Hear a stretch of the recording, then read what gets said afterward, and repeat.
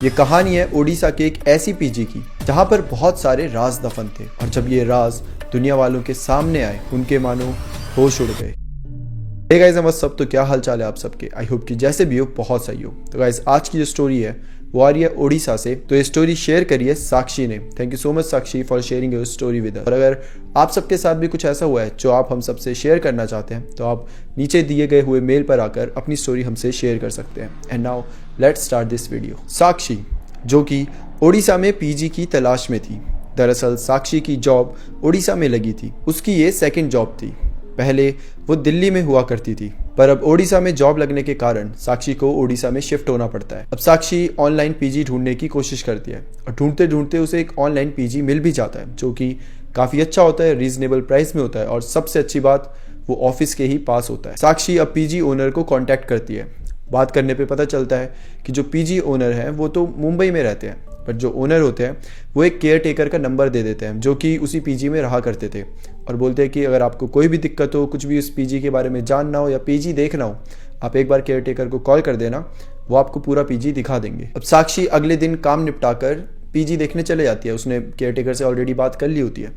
Care taker साक्षी से मिलता है, उसको पीजी के बारे में बताता है और बताता है कि ये पीजी 3 फ्लोर का है और तीनों फ्लोर में 4 रूम्स हैं। ग्राउंड फ्लोर पर केयर टेकर और उसकी फैमिली एक रूम में रहते थे और बाकी रूम्स में बाकी लोग रहा करते थे। कोई स्टूडेंट्स था तो कोई जॉब करते थे और एक ये भी रूल था कि हर रात को 11 बजे के बाद पीजी के दरवाजे बंद हो जाएंगे, जिसका मतलब है कि 11 बजे से पहले ही सबको आना होता है और अगर बाय चांस कभी लेट हो जाओ तो केयर टेकर को एक बार कॉल करके बता देना। साक्षी को पीजी काफी अच्छा लगता है और वहाँ का एनवायरनमेंट भी। जब साक्षी पीजी देख रही थी तो कुछ लड़कियां थी जिससे साक्षी की इंटरेक्शंस हुई थी। सभी काफ़ी अच्छे से, काफ़ी फ्रेंडली तरीके से साक्षी के साथ बिहेव कर रही थी, उसको ट्रीट कर रही थी। तो उसे लग रहा था कि चलो सही है यार, यहाँ पे आसपास जितने भी लोग हैं अच्छे हैं, पढ़े लिखे हैं और अच्छे से बात करते हैं और इससे अच्छा आपको क्या चाहिए। वेल साक्षी अगले दिन ही पीजी में शिफ्ट हो जाती है और देखते देखते साक्षी को इस पीजी में रहते हुए 4 महीने हो जाते हैं। अब एक रात की बात है जब साक्षी रात को अपना सारा काम निपटा कर नॉर्मली किताबें पढ़ रही थी कि तभी साक्षी को एक बड़ी अजीब सी फीलिंग आने लग जाती है। उसको ऐसा फील होता है कि उसके जो कमरे का टेम्परेचर है वो एकदम से नीचे चले गया है, लो हो चुका है। अचानक से ठंड बढ़ चुकी थी और एक बड़ी अजीब सी, बहुत गंदी सी स्मेल साक्षी को आने लगी थी। ये स्मेल कुछ ऐसी थी जैसे कि मानो कुछ सड़ रहा हो। बहुत गंदा फील हो रहा था साक्षी को इस टाइम पर।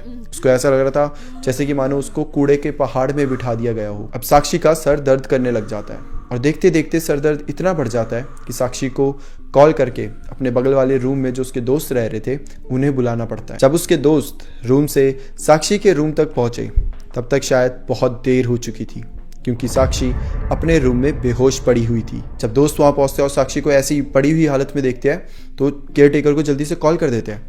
केयर टेकर भी अब भागे भागे आता है और साक्षी की इस हालत को देखकर जस्ट बगल में ही इनके जो पीजी था उसके जस्ट 1-2 घर छोड़कर एक क्लिनिक था जहाँ पे बहुत अच्छे डॉक्टर्स बैठते थे और जो डॉक्टर वहाँ बैठते थे उनसे काफ़ी अच्छी खासी जान पहचान थी केयर टेकर की।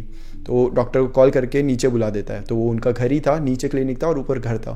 तो रात काफ़ी हो गई थी, ऑलरेडी 1-2 बज रहे होंगे। डॉक्टर भी आ जाते हैं नीचे, साक्षी को ले जाया जाता है और पूरा इलाज कराया जाता है। साक्षी को होश भी आ जाता है लेकिन पता नहीं क्यों साक्षी कुछ भी बोल नहीं पा रही थी। सबके लिए वो वाला मंजर बहुत ज़्यादा डरावना था। साक्षी बोलने की बहुत ज़्यादा कोशिश कर रही है बट स्टिल वो बोल नहीं पा रही। ऐसा लग रहा है जैसे उसके फेस का सिर्फ इतना सा पोर्शन जहाँ से तुम बोलते हो, जो तुम्हारे होंठों वाला, लिप्स वाला पोर्शन होता है, वो पूरा पैरालाइज्ड हो चुका है। कुछ मूवमेंट्स ही नहीं हो पा रही थी।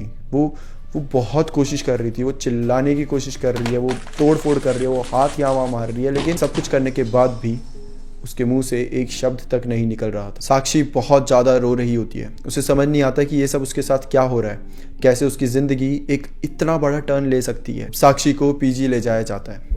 उसके सारे दोस्त पूरी रात साक्षी के साथ ही थे। इनफैक्ट जो केयर टेकर था और उसकी जो वाइफ थी वो दोनों भी साक्षी के साथ ही थे। वेल साक्षी इन सबके साथ 4 महीने से रह रही थी और इतने महीनों से रहने के बाद इन सबके साथ एक घर जैसा ही संबंध बन चुका था और इसी वजह से हर कोई साक्षी के लिए बहुत ज़्यादा टेंस्ड था, बहुत ज़्यादा परेशान था। केयर टेकर साक्षी को बोलते हैं कि बेटा तुम चिंता मत करो, हम कल ही सुबह एक अच्छे हॉस्पिटल में जाएंगे और तुम्हारा बहुत अच्छे से इलाज करवाएंगे। दरअसल जो डॉक्टर थे जिन्होंने साक्षी का अभी इलाज करा था, जो जस्ट बगल में रहते थे, उन्होंने एक बहुत अच्छे हॉस्पिटल में बात कर ली थी साक्षी को लेकर। तो बस सुबह लेकर जाना था और वहाँ पे टेस्ट होंगे, इलाज होगा। सब यही सोच रहे थे कि साक्षी जल्दी ही ठीक हो जाएगी। सुबह होती है, साक्षी के सारे दोस्तों ने आज छुट्टी ली हुई थी।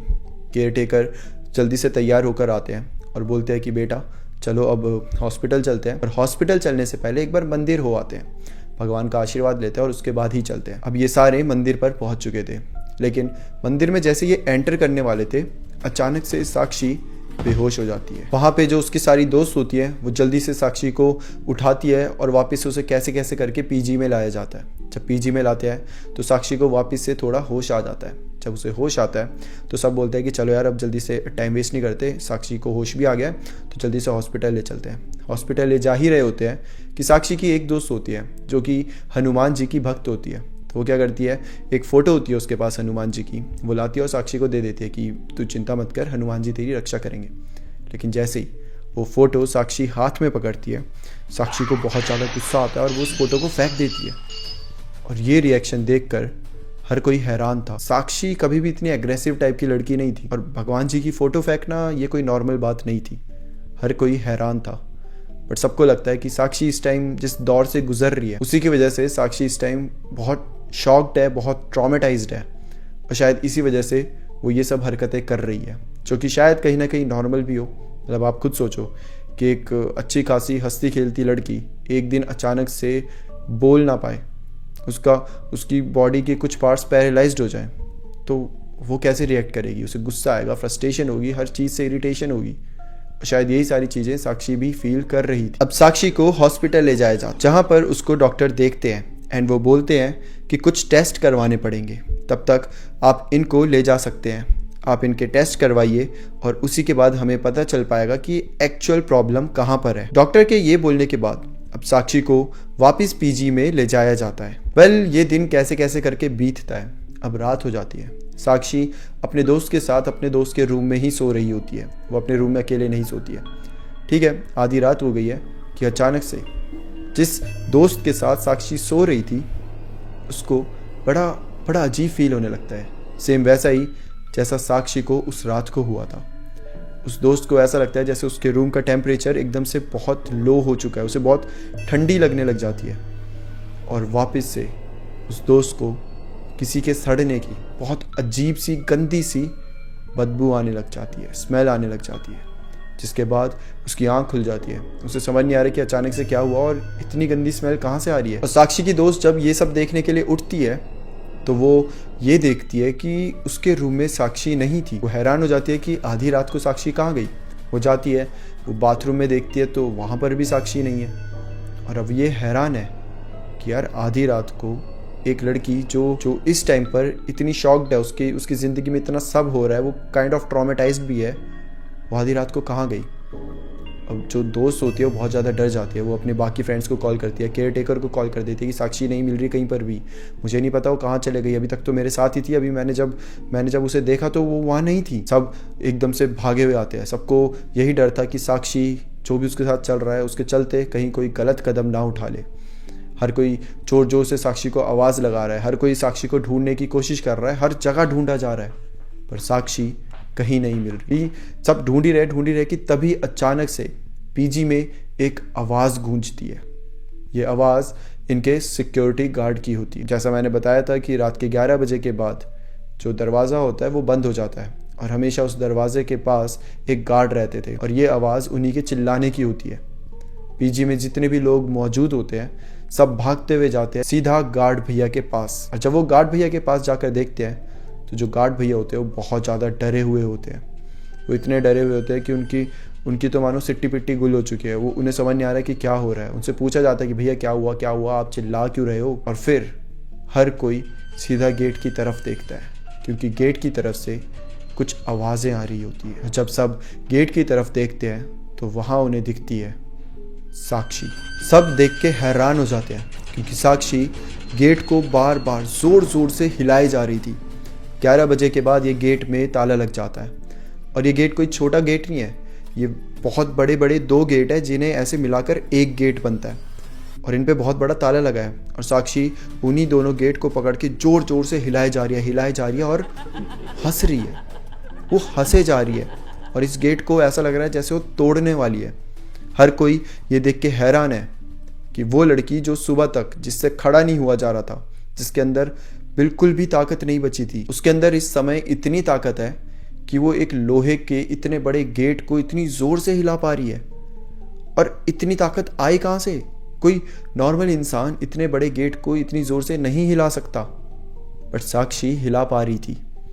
और जिस तरीके से वो हंस रही थी वो बहुत ज़्यादा डरावना था। अब वहाँ पर जितने भी लोग मौजूद होते हैं वो सब साक्षी को मिलकर पकड़ते हैं और पीजी लाने की कोशिश करते हैं। साक्षी बहुत मुश्किल से काबू में आती है। केयरटेकर साक्षी के हाथ पांव बांध देते हैं ताकि वो साक्षी को कंट्रोल कर सके। साक्षी अपने सर को दीवार में मारने लग जाती है और सर को दीवार में मारते हुए भी वो सिर्फ हंस रही थी। वो पागलों की तरह हंसे जा रही थी। उसका लिटरली सर पूरी तरीके से फट चुका था, बट स्टिल वो बस हंसे जा रही थी। ये सारा मंजर देखकर सबको बहुत ज़्यादा डर लगने लग जाता है। सब सहम चुके थे। जो साक्षी ने ये हरकतें करी किसी ने अपने सपने में भी नहीं सोचा होगा। जो वहाँ पे केयरटेकर होते हैं वो समझ जाते हैं कि ये जो भी हरकतें थी ये किसी नॉर्मल इंसान की नहीं थी।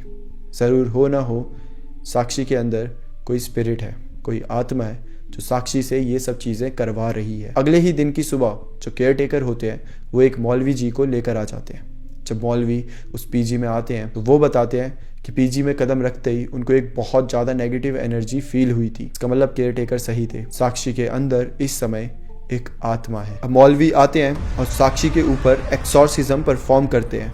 एंड देन साक्षी जो कि पिछले 2 दिनों से कुछ नहीं बोल रही थी, अचानक से वो बोलने लग जाती है। ऐसा लग रहा था जैसे साक्षी ही नहीं, साक्षी के अंदर कोई और ही इंसान है जो कि साक्षी के थ्रू बोल रहा है। मौलवी साक्षी से पूछते हैं कि तू है कौन और तू इस बच्ची के अंदर क्या कर रही है, तू क्या करना चाहती है, आखिर तू चाहती क्या है। और जैसे ये पूछते हैं साक्षी अचानक से ज़मीन में गिर जाती है और रोने लगती है और रोते रोते वो अपनी कहानी सुनाती है। वो बताती है कि जहाँ पर आज एक पीजी है वहाँ एक समय एक बहुत बड़ा घर हुआ करता था। उस घर में एक बूढ़ी माँ और उसके साथ उसका एक बेटा और उसकी बहू रहा करती थी। वक्त बीतता है और उसके बेटे को मुंबई जाना पड़ता है जॉब के लिए। देखते ही देखते बेटा और बेटे की जो वाइफ होती है, जो कि बहू होती है, वो दोनों मुंबई में शिफ्ट हो जाते हैं और वो बूढ़ी माँ एकदम अकेली पड़ जाती है। वो आलीशान घर जिसे बाहर से देखने पर देखने वालों की आंखों में रोशनी आ जाए, एक ऐसे आलीशान घर के अंदर एक बूढ़ी माँ घुट घुट के जी रही थी। उम्र के चलते आंखों की रोशनी कम हो जाती है और बाकी बीमारियां बढ़ने लगती। और एक दिन ऐसे ही उनको पैरालिसिस अटैक आ जाता है, जिसके बाद उनकी बॉडी पूरी तरीके से मूव करना बंद हो जाती है। बेटे का फ़ोन तो आता है पर फ़ोन उठाने के लिए हाथ काम नहीं कर रहे होते। माँ अपने बेटे से बात करना चाहती थी, उसको बुलाना चाहती थी, पर बुलाने के लिए उनके होंठ नहीं हिल रहे होते, उनकी ज़ुबान काम नहीं कर रही होती। और इसी तरह से उस बेबस माँ का अगले दिन देहांत हो जाता है। बेटा 3 दिन तक लगातार कॉल करता है, पर सामने से जब कोई भी आंसर्स नहीं मिल रहे होते तो बेटा सीधा उड़ीसा आ जाता है। उड़ीसा में आकर जैसे वो अपने घर के अंदर जाकर देखता है कि उसकी बेबस माँ ज़मीन पर पड़ी हुई थी। उसकी सांसें तो रुक चुकी थी, पर उसकी आंखों में अपने बेटे को आखिरी बार देखने की, अपने बेटे से आखिरी बार बात करने की आस साफ साफ झलक रही थी। बेटा अपनी माँ का अंतिम संस्कार करने के बाद वहाँ से चला जाता है और उसके बाद कभी वापस नहीं आता। बेटा तो चला जाता है, पर उस आलीशान बंगले में आज भी उस माँ की आत्मा घूम रही होती है। और उस बूढ़ी माँ के लिए वो आज भी एक आलीशान घर है जिसमें वो अकेले रहती है, शायद अपने बेटे का वेट कर रही है। और जब भी वो देखती है कि नए नए लोग इधर आ रहे हैं, इधर रह रहे हैं, उसको बड़ा बुरा लगता है, उसको बहुत गुस्सा आता है। उसको लगता है कि ये नए नए लोग, अनजान लोग मेरे घर में क्या कर रहे हैं और यहाँ क्यों रह रहे हैं। और शायद इसी गुस्से के कारण उस बूढ़ी माँ की आत्मा ने साक्षी की बॉडी को पोजेस्ड कर लिया था। शायद वो बताना चाहती थी कि अगर तुम सब यहाँ पर मेरी परमिशन के बिना रहोगे, मेरे घर पे रहोगे, तो अंजाम सही नहीं होगा। ये सारी बातें बताने के बाद मौलवी जी साक्षी के गले में एक ताबीज़ बांध देते हैं, जिसके बाद साक्षी नॉर्मल हो जाती है। वो बोलने भी लग जाती है, पर वो बहुत ज़्यादा रो रही होती है। साक्षी का बताना है कि उस पर्टिकुलर टाइम पर साक्षी को उस बूढ़ी औरत के लिए बहुत बुरा लग रहा था। उसको ऐसा फील हो रहा था जैसे कि जो भी चीज़ें हुई है वो उस बूढ़ी औरत के साथ नहीं बल्कि साक्षी के साथ हुई है। वो उन सारी चीज़ों को एक्सपीरियंस कर पा रही थी, वो फील कर पा रही थी, और इसीलिए वो बार बार रोए जा रही थी। ये दिन भी बीत जाता है और अगले दिन साक्षी इस पीजी को छोड़कर एक नए पीजी में शिफ्ट हो जाती है। साक्षी का बताना है कि वहाँ पे कई सारे लोगों ने भी पीजी छोड़ दिया था, क्योंकि जब ये घटना धीरे धीरे सबको पता चली तो सबको कहीं ना कहीं डर लगने लगा था और कोई भी नहीं चाहता था कि उनका हाल साक्षी जैसा हो। वेल, आज भी वो केयर टेकर और उनकी फैमिली उसी पीजी में रह रहे हैं और साक्षी को नहीं पता कि अब उस पीजी का क्या हाल है। क्या वहाँ पर अभी भी वो आत्मा है? क्या वो चले गई है? क्या उसके बाद किसी और को भी वहाँ पर किसी की प्रेजेंस फील हुई? Who knows. बट वो पीजी आज भी चल रहा है और वहाँ पर आज भी नए नए लोग आते हैं। Well, that's it for today guys. ये थी ओडिशा के एक हॉन्टेड पीजी की स्टोरी। फिर मिलते हैं हम किसी और टॉपिक के साथ। तब तक के लिए bye bye and take care.